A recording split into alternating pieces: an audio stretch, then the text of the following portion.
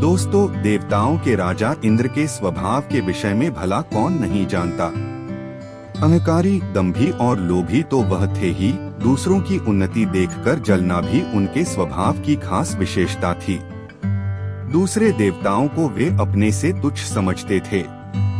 अपने राजगद्दी के विषय में वह इतने आशंकित रहते थे कि जहाँ कहीं कोई ऋषिमुनि तपस्या साधना में बैठा नहीं कि उनकी रातों की नींद उड़ जाती थी।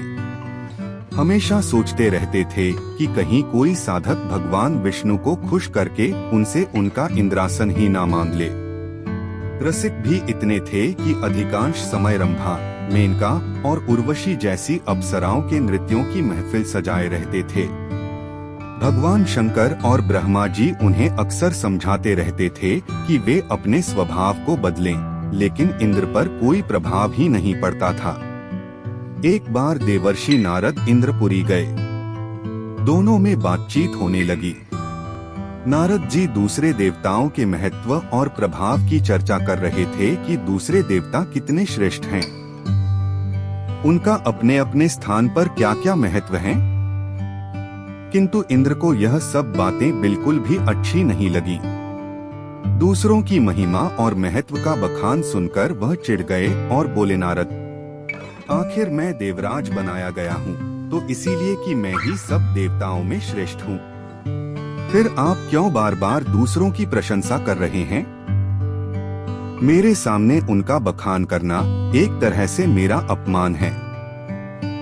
क्या आप मेरा अपमान करना चाहते हैं?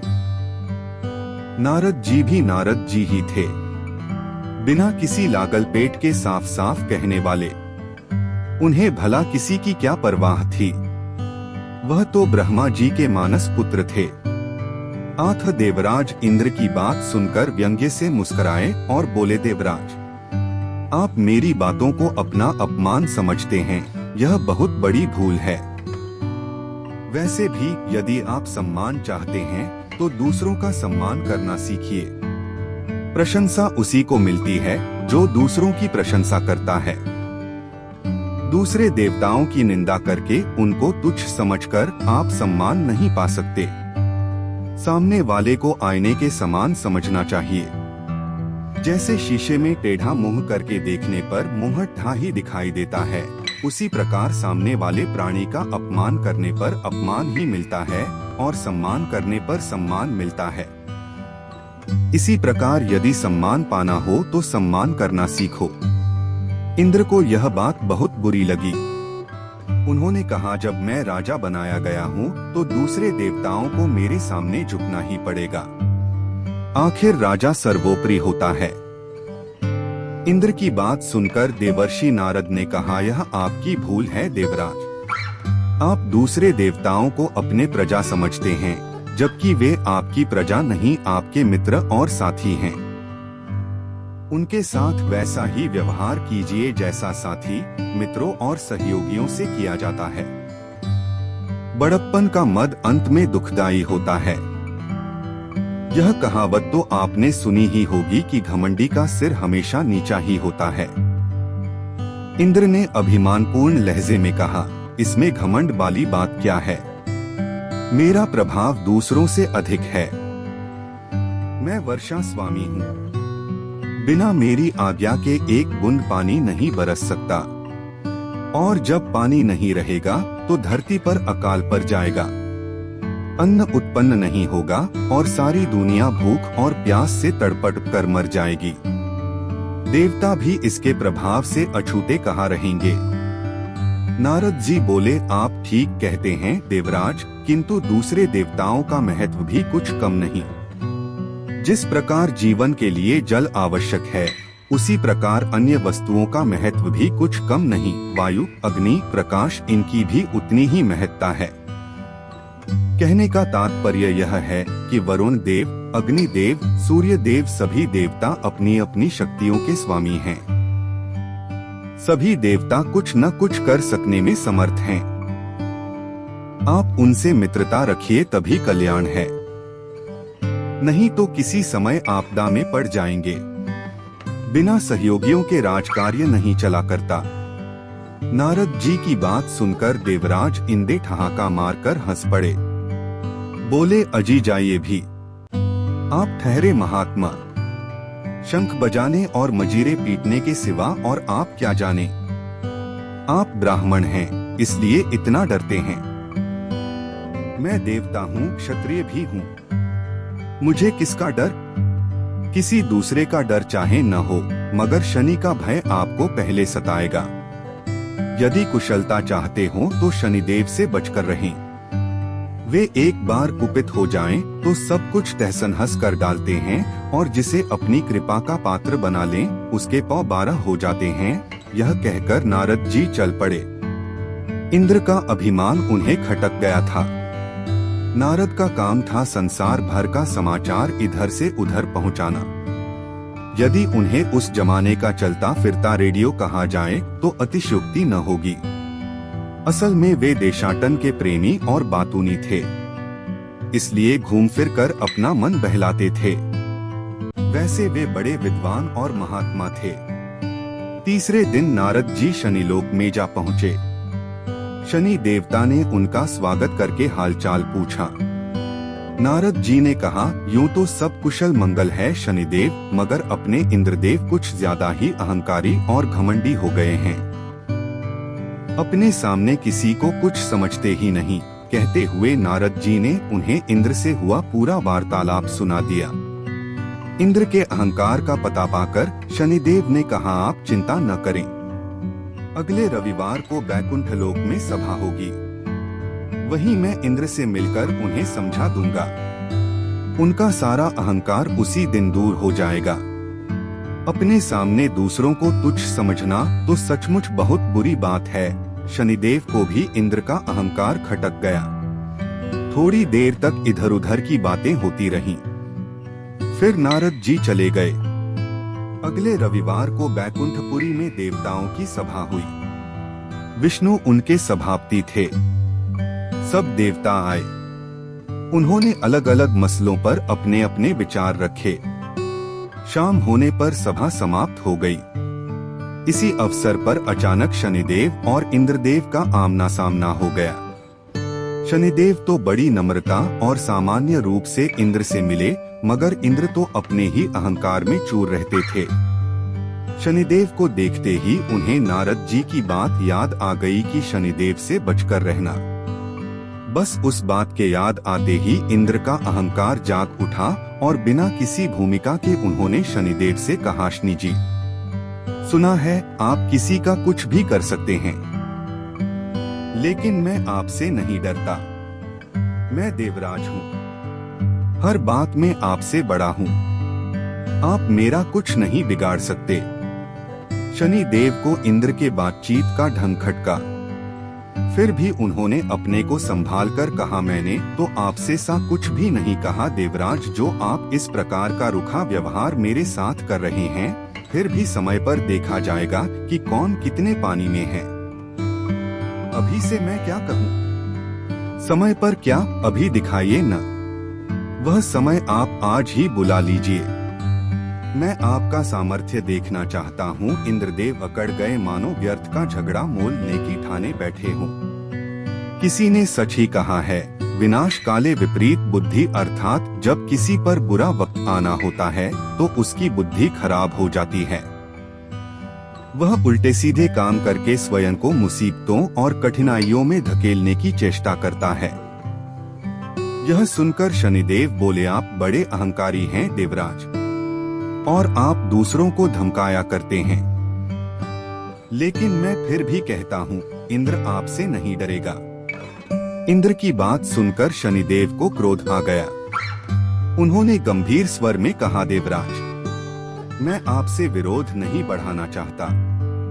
फिर भी यदि आप अहंकार में चूर होकर दूसरों को अपमानित करना चाहते हैं तो सुन लीजिए, कल आपको मेरा भय सताएगा। यहाँ तक कि आप खाना पीना तक भूल जाएंगे। हो सके तो कल मेरी पकड़ से बचने का उपाय कीजिएगा।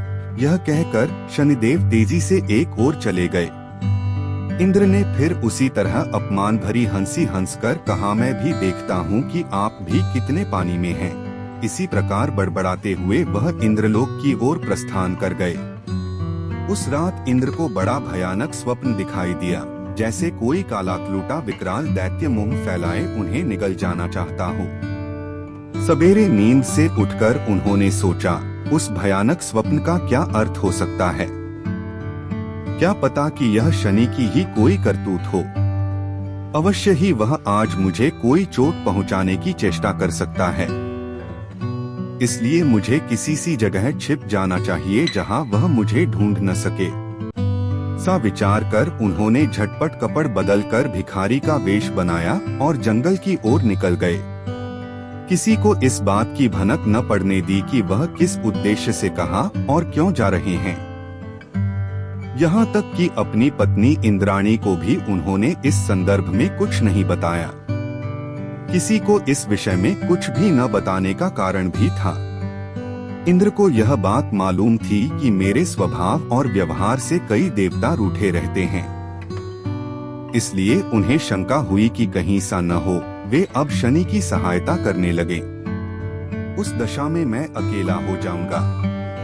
बस इस विचार के उठते ही उनका साहस टूट गया और वे भयभीत होकर जंगल के घने भाग में जा घुसे।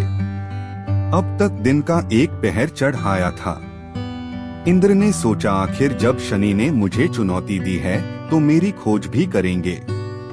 बिना मुझे खोजे तो वह मेरा कुछ बिगाड़ नहीं सकते, लेकिन मुझे खोजने में भी वे कोई कसर नहीं छोड़गे। इसके लिए भले ही उन्हें धरती आकाश एक करना पड़।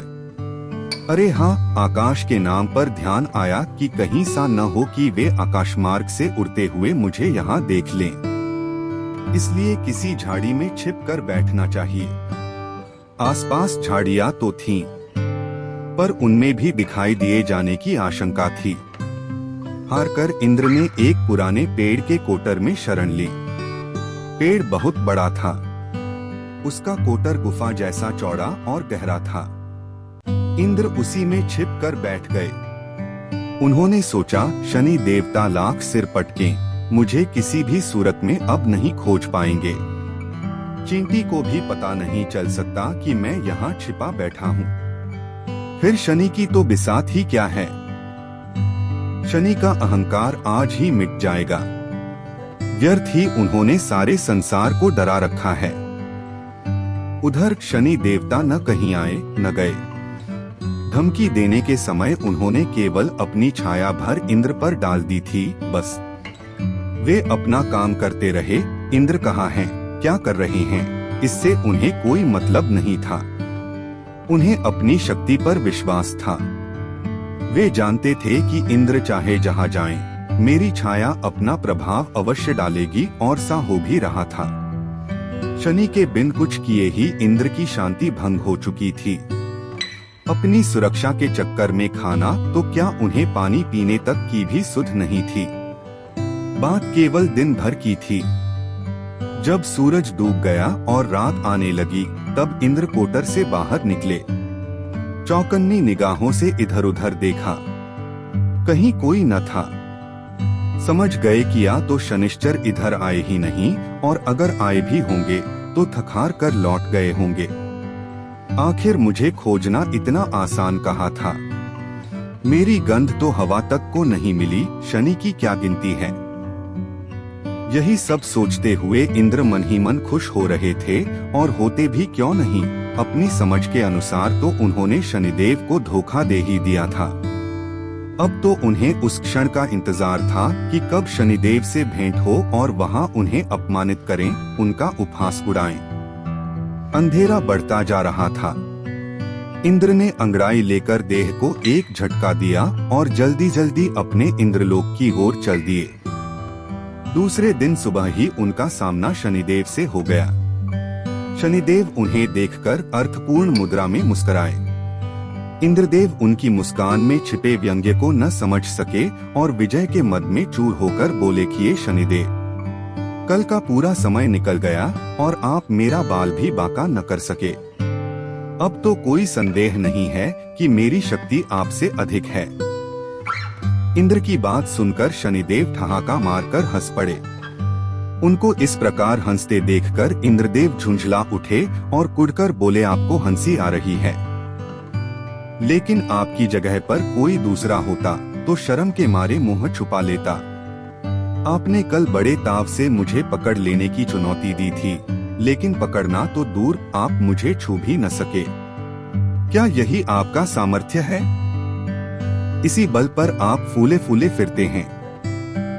दरअसल नारद जैसे लोगों ने आपको बेवजह सिर पर चढ़ा रखा है और वे ही आपका नाम लेकर दूसरों को डराते रहते हैं।